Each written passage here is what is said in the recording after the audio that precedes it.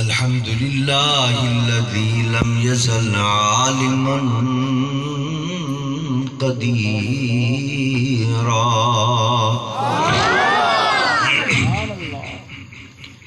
حيا قيوما سميعا بصيرا والصلاة والسلام على رسوله أرسله بالحق بشيرا ونذيرا وعلى آله وأصحابه كثيرا كثيرا أما بعد فأعوذ بالله من الشيطان الرجيم بسم الله الرحمن الرحيم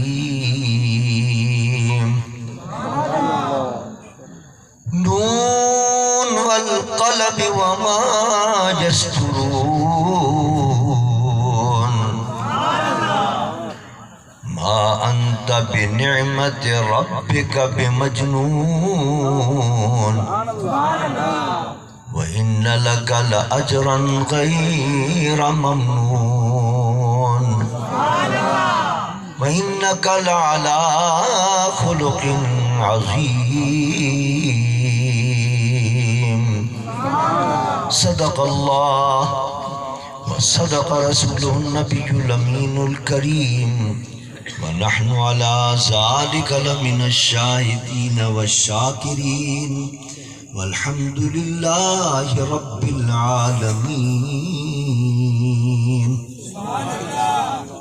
إن الله وملائكته يصلون على النبي يا أيها الذين آمنوا صلوا عليه وسلموا تسليما بلد آواز دروشی پڑھ لیجیے السلام علیکہ یا رسول اللہ الصلاة والسلام علیکہ یا حبیب اللہ بلد آواز سے پڑھیں الصلاة والسلام علیکہ یا رحمت للعالمین وعلى آلک وأصحابک یا شفیع المذنبین.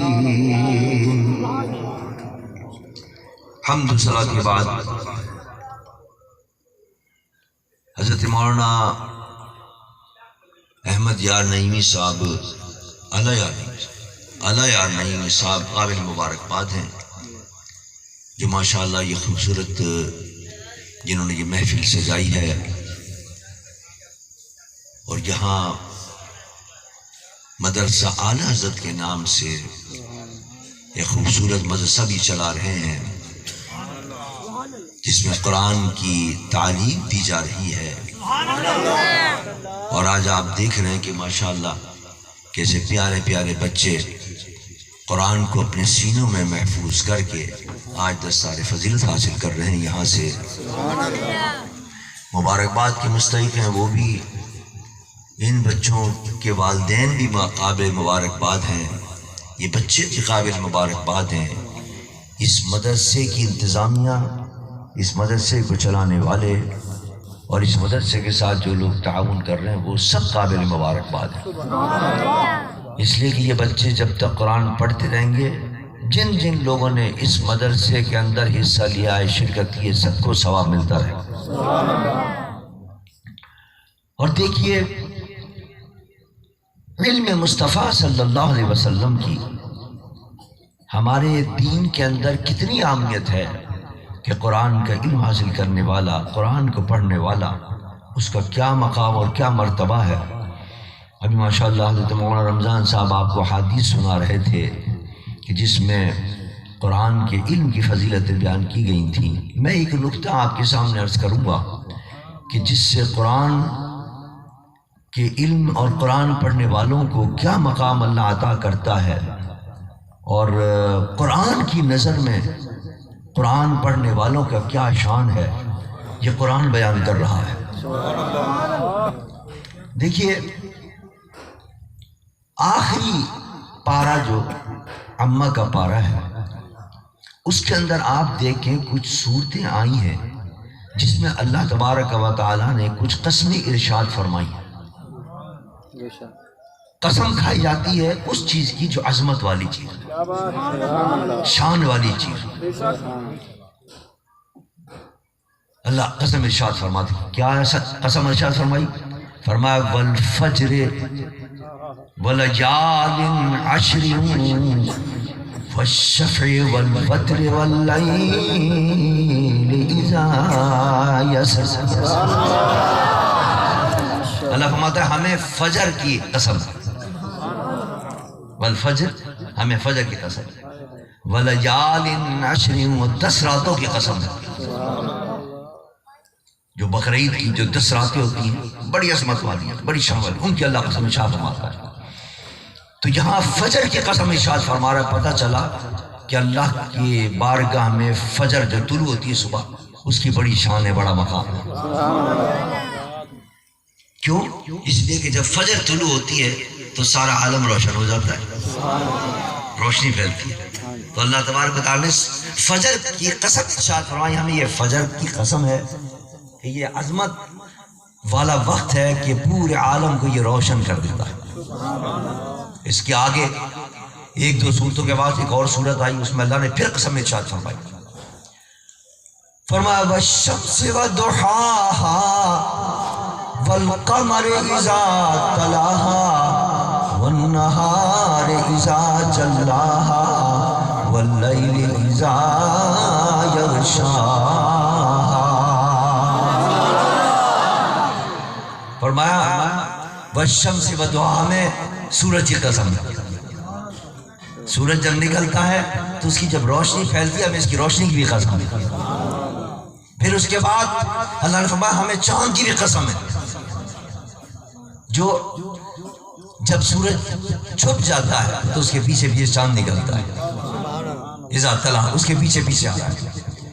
والنہار اذا جلاها، اور ہمیں دن کی بھی قسم ہے کہ جو پورے عالم کو روشن کر دیتا ہے۔ واللیل اذا یغشاها، ہمیں رات کی بھی قسم ہے جب وہ چھا جاتی ہے۔ اب اس میں اللہ تعالیٰ نے سورج کی قسم ارشاد فرمائی، پھر چاش کے وقت کی قسم ارشاد فرمائی، اس کی روشنی کی قسم ارشاد فرمائی، پھر چاند کی قسم ارشاد فرمائی، والنہار اذا جلا، پھر دن کی قسم ارشاد فرمائی۔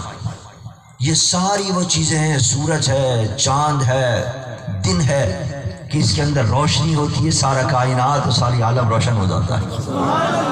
اللہ ان کی روشنی کی وجہ سے ان کی قسم ارشاد فرماتا ہے کہ دیکھو کیسا ہم نے چاند بنایا ہے اور کس طرح ہم نے سورج بنایا ہے، اور ہم نے کیسی اس کو روشنی عطا کی ہے کہ جب یہ طلوع ہوتا ہے اور جب یہ ظاہر ہوتا ہے تو ساری کائنات روشن ہو جاتی ہے، اندھیرا دور ہوتا چلا جاتا ہے۔ اس کے بعد پھر ایک اور قسم ارشاد فرمائی اگلی صورتوں میں، فرمایا والضحی واللیل اذا سجا ما ودعک ربک وما قلی۔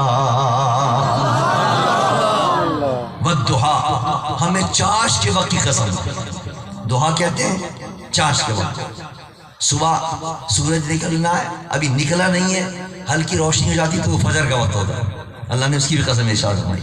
جب سورج طلوع ہو گیا تو اللہ نے پھر سورج کی قسم ارشاد فرمائی، ابھی وہ آیا ہے سامنے، ہلکی ہلکی روشنی ہوئی ہے، اللہ نے اس کی بھی قسم ارشاد فرمائی۔ اور جب وہ اچھا خاصا اوپر ہو جاتا ہے تو چاش کا وقت ہوتا ہے، جس میں روشنی تیز ہو جاتی ہے اور روشنی پھیل جاتی ہے، جس کو ہم چاش کا وقت کہتے ہیں۔ اللہ نے اس کی بھی قسم ارشاد فرمائی کہ جب سورج کی روشنی پھیل گئی ہے، عالم کے اندر روشنی بڑھ گئی ہے، ہمیں اس چاش کے وقت کی بھی قسم۔ اب دیکھیے یہاں ان ساری صورتوں میں اللہ تعالیٰ نے کہیں سورج کی قسم ارشاد فرمائی، کہیں چاند کی قسم ارشاد فرمائی، کہیں دن کی قسم ارشاد فرمائی، کہیں چاند کی قسم ارشاد فرمائی. یہ سب کیوں ارشاد فرما رہے ہیں اللہ تعالیٰ ان قسموں کو؟ کہ اس کے اندر روشنی، اس کے اندر نور پھیل رہا. لیکن یہ سب قسمیں بعد میں، یہ سب قسمیں بعد میں. اس سے پہلے ایک سورت کے اندر جس کی میں نے آیت تلاوت کی، اللہ فرماتا ہے نون والقلم وما یسطرون.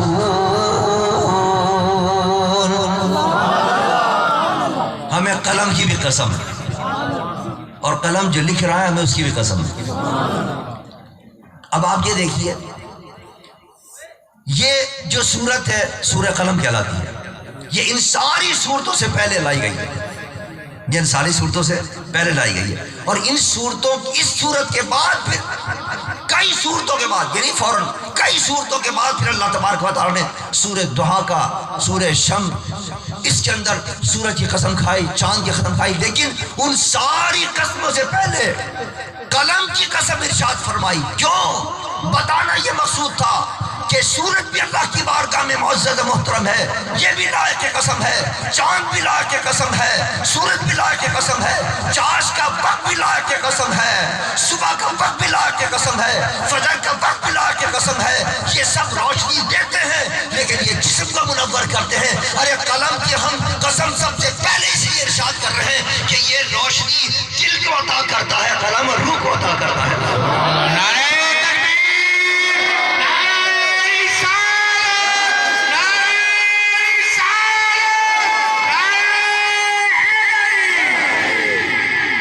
سب لائق قدم ہے، لائق احترام ہے، عظمت والی چیزیں ہیں. لیکن ان سب سے زیادہ عظمت والی چیز قلم ہے. روشنی وہ بھی دیتا ہے، سورج بھی روشنی دیتا ہے، چاند بھی روشنی دیتا ہے، صبح فجر کا وقت بھی روشنی دیتا ہے. لیکن اللہ فرماتا ہے قلم جو روشنی دیتا ہے وہ اس ساری روشنیوں سے سب سے اچھی روشنی. اور وہ روشنی کیا ہے؟ وہ ظاہری روشنی نہیں ہوتی. قلم، آج کل تو خیر قلم بھی آ رہے ہیں ایسے، اس کے اندر بلب لگا ہوا ہوتا ہے. لیکن قلم کی قسم اللہ نے اس لیے ارشاد فرمائی ہے کہ یہ علم کی روشنی عطا کرتا ہے. اور علم کی روشنی وہ ہے کہ جو انسان کے قلب کو روشن کر دیتی ہے، روح کو روشن کر دیتی ہے، دل اور دماغ کو روشن کر دیتی ہے. یہ سورج جب نکلتا ہے تو ہمارا کمرہ روشن ہو جاتا ہے، ہمارا گھر روشن ہو جاتا ہے، ہمارے کوچے و بازار روشن ہو جاتے ہیں، ہماری گلیاں روشن ہو جاتی ہیں، ہماری سڑکیں روشن ہو جاتی ہیں. لیکن قلم کے ذریعے اللہ فرماتا ہے جو روشنی پھیلتی ہے، علم کی روشنی، وہ ان در و دیوار کو روشن نہیں کرتی بلکہ تمہارے دل کو روشن کر دیتی ہے، تمہاری روح کو روشن کر دیتی ہے، تمہارے قلب اور تمہارے دماغ کو روشن کر دیتی ہے. اس کا پہلے ذکر کر کے فرمایا کہ یہ زیادہ اہمیت والی چیز ہے، یہ روشنی زیادہ اہمیت والی چیز ہے. کیوں؟ دیکھیے وجہ یہ ہے کہ اس ظاہری روشنی کا تعلق تو آپ کے جسم سے، اور قلم کی روشنی کا تعلق آپ کے دل سے. قلم جو روشنی عطا کر رہا ہے یعنی علم، قلم کے ذریعے علم پھیل رہا ہے. تو وہ جو علم کی روشنی مل رہی ہے تو وہ روشنی جو ہے وہ ظاہر بات ہے جسم میں تو نہیں ہے، وہ تو البتہ آپ کے قلب میں آ رہی ہے، آپ کے دماغ میں آ رہی ہے. تو افضل کیوں ہے یہ؟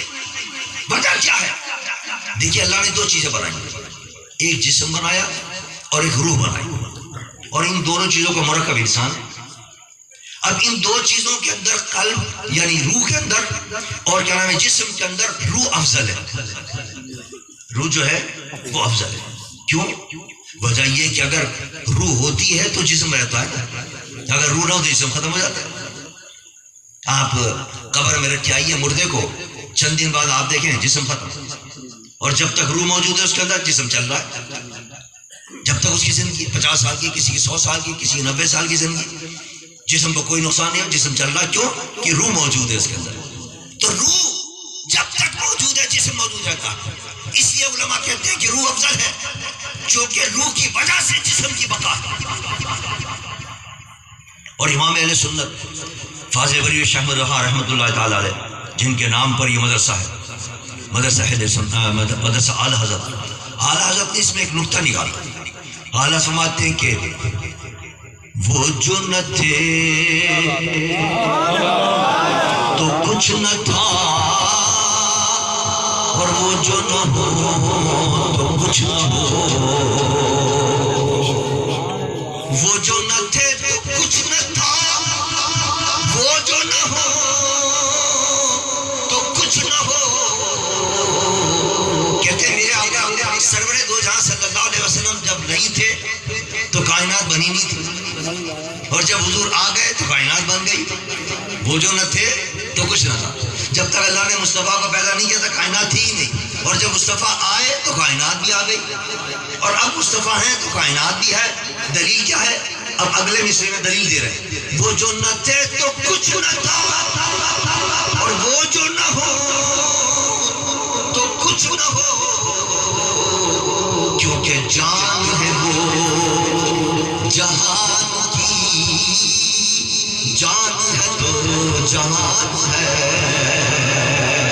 فرماتے ہیں جو کائنات باقی ہے، اور یہ جو جہاں باقی ہے، اور یہ جو زمانہ چل رہا ہے، یہ دلیل اس بات کہ محمد مصطفیٰ موجود ہیں، چونکہ ساری کائنات کی وہ جان بن کر آئے ہیں۔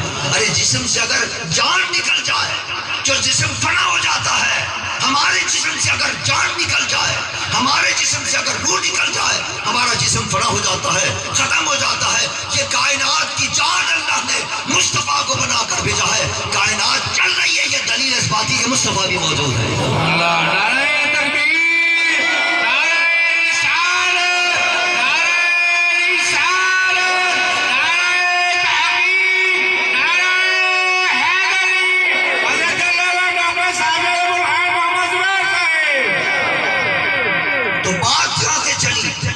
انسان مرکب ہے روح اور جسم، اور اس کے دو جز کے اندر روح جو ہے وہ افضل ہے، روح جو ہے وہ افضل ہے، اس لیے کہ روح کی وجہ سے جسم باقی ہے، اس وجہ سے افضل ہے۔ تو یاد رکھیے جو چیز افضل ہوتی ہے اور اس افضل کے جو متعلقات ہوتے ہیں وہ بھی افضل ہوتے ہیں۔ افضل جو چیز ہوتی ہے اس کی جو متعلقات ہے وہ بھی افضل ہے نا۔ اب ہم نے یہ تسلیم کر لیا کہ حضور اکرم صلی اللہ علیہ وسلم کائنات میں سب سے افضل ہے، ہمارا عقیدہ۔ تو حضور کی قدموں سے لگنے والی خاک مدینہ منورہ وہ بھی افضل ہو گیا، مکہ معظمہ وہ بھی افضل ہو گیا۔ حالانکہ دنیا میں ایک سے اعلیٰ شہر موجود ہے، لیکن اللہ فرماتا ہے لا اقسم بہذا البلد وانت حل بہذا البلد۔ دنیا میں ایک سے خوبصورت شہر موجود ہیں، اللہ فرماتا ہے ہم شہر مکہ کی قسم کھاتے ہیں۔ اے اللہ اس میں تو سوکھے سوکھے پہاڑ ہیں، کہیں سرسبزی نہیں ہے، جیسے ہمارے ایوبیا کے اندر ہے، ہمارے مری کے اندر پہاڑوں کے اندر ہے۔ سری پائے بہت خوبصورت جگہ ہے، اتنی خوبصورت جگہ ہے جناب، یورپ کے اندر بھی ایسی جگہ موجود نہیں ہے، حالانکہ سوئٹزرلینڈ سب سے مشہور ہے، وہاں بھی ایسی۔ تو نے نہ مری کے پہاڑ کی قسم ارشاد فرمائی، نہ جناب سری پائے کے پہاڑوں کی قسم ارشاد فرمائی، نہ جناب مری کے اور ایوبیا کی قسم ارشاد فرمائی۔ وہ مکے کے جو پہاڑ ہیں اور مکے کی جو سرزمین ہے، خاک ہے، اس کے اندر اس کی تو قسم ارشاد فرما رہا ہے۔ کیوں؟ فرمایا وَأَنْتَ حِلٌّ بِهَذَا الْبَلَدِ، اس لیے کہ میرے محبوب کے قدم اس کو لگ گئے۔ تو جو چیز افضل ہوتی ہے اس سے جو چیز متعلق ہو جائے وہ بھی افضل ہوتی ہے۔ جسم کے جو متعلقات ہیں اور کچھ روح کے متعلقات ہیں، جو روح کے متعلقات ہیں وہ جسم کے متعلقات سے افضل ہوں گے، اس لیے کہ روح افضل ہے جسم سے، لہذا اس کے متعلقات بھی جسم کے متعلقات سے افضل ہوگا۔ اب اس کے متعلقات کیا کیا ہیں؟ دیکھیے جسم جو ہے اگر بیمار پڑ جائے یہ جسم کو غذا کی ضرورت پڑتی ہے، ظاہر بات ہے جسم بغیر کھائے تو زندہ نہیں رہ سکتا، تو جسم کے متعلقات میں سے اس کی غذا ہے۔ ظاہر بات ہے روح کو بھی غذا کی ضرورت ہے، روح کو بھی غذا کی ضرورت ہے، لیکن جسم کی غذا کیا ہے؟ یہ کھانا پینا جو ہم کھاتے ہیں پیتے ہیں، روٹی ہے، کھانا، یہ سب جو ہے یہ جسم کی غذا، یہ کھائیں گے تو اس سے جسم باقی رہے گا۔ اور روح کو تو پانی نہیں پلا سکتے، روح کو تو روٹی نہیں کھلا سکتے، تو روح کی غذا کیا ہے؟ میرے مصطفیٰ نے فرمایا روح کی غذا اللہ کا ذکر، قرآن کی تلاوت ہے۔ جب انسان قرآن کی تلاوت کرتا ہے تو یہ روح کی غذا، یہ کیا ہے؟ روح کی غذا۔ اب آپ نے یہ ثابت ہو گیا کہ روح افضل ہے، یہ ثابت ہو گیا کہ جسم کے مقابلے میں روح افضل ہے، تو جسم کی جو غذا ہے اس کے مقابلے میں روح کی غذا جو ہے وہ بھی افضل ہوگی، اور وہ قرآن کی تلاوت ہے۔ اسی طرح اب یہ بھی دیکھیے آپ کہ جب انسان قرآن کی تلاوت کرتا ہے تو روح کو سرور ملتا ہے، روح کو طمانینت ملتی ہے، روح کو اطمینان حاصل ہوتا ہے۔ اور کیسا اطمینان ہے اللہ کو، اور کیا لطف اور کیف حاصل ہوتا ہے روح کو، اور کیا مزہ حاصل ہوتا ہے روح کو۔ حدیث مبارک کے اندر آتا ہے، میرے آقا سرور دو جہاں صلی اللہ علیہ وسلم کے پاس ایک صحابی آئے، یا رسول اللہ رات کو تو ایک عجیب واقعہ ہو گیا۔ کہلے کیا واقعہ ہوا ہے؟ کہلے میں نے جب قرآن کی تلاوت شروع کی تو میرے برابر میں جو گھوڑا باندھا ہوا تھا وہ گھوڑا چکر لگانے لگا، چکر لگانے لگا۔ اچھا اور کیا ہوا؟ سرکار میں نے جب آسمان پر نگاہ اٹھا کر دیکھی تو میں نے دیکھا جو ستارے ہیں وہ بالکل نیچے آ گئے ہیں، کئی ایسے لوگ مجھ پہ گر پڑے، وہ اتنے قریب آ گئے میرے۔ اور جب میں نے تلاوت ختم کر دی تو وہ پھر اوپر چلے گئے۔ یہ کیا ماجرا، یہ کیا معاملہ تھا؟ میرے آقا نے فرمایا جب تو تلاوت کر رہا تھا آسمان سے فرشتے اتر رہے تھے اور وہ تیرے قریب آ گئے تھے۔ اگر تو صبح تک تلاوت جاری رکھتا صبح تک وہ اسی طرح سنتے رہتے، تیری تلاوت کو سنتے۔ پتہ یہ چلا، اور دیکھیے گھوڑا، اب گھوڑے کے اندر تو کوئی شعور نہیں ہوتا کہ کیا بول رہا ہے آدمی اور کیا کہہ رہا ہے آدمی، گھوڑے کو تو کوئی شعور نہیں ہوتا، لیکن قرآن کا یہ اعجاز ہے، یہ قرآن میں اللہ نے وہ کمال رکھا ہے، وہ جاذبیت رکھی ہے، وہ اثر رکھا ہے کہ انسان تو انسان اگر گھوڑے کے سامنے بھی قرآن پڑھا جائے تو اس کو بھی بڑی تعریف ہوئی۔ دنیا کی کوئی کتاب ایسی نہیں، اسی لیے اللہ فرماتا ہے کہ مان لو کہ یہ اللہ کا کلام ہے، کسی انسان کا بنایا کلام نہیں ہے۔ دنیا کا کوئی انسان کوئی کلام بنا لے، آپ گھوڑے کے سامنے اس کو کہیں گے تو کچھ پتہ نہیں چلے گا۔ اردو میں مثل مشہور ہے کہ بھینس کے آگے بین بجانا، آپ پڑھتے رہیے کچھ کہتے رہیے، شام کو سوچ پتہ نہیں کہ آپ کیا کہہ رہے ہیں، لیکن قرآن ایک ایسی چیز ہے اگر پڑھی جائے تو جانوروں پر بھی ایسا کرتی ہے، تو پھر انسانوں کا کیا عالم ہوتا ہوگا، انسانوں پر پھر کیا مزہ آتا ہوگا۔ انسانوں کا عالم یہ تھا، ان کے مزے اور کیف کا عالم یہ تھا۔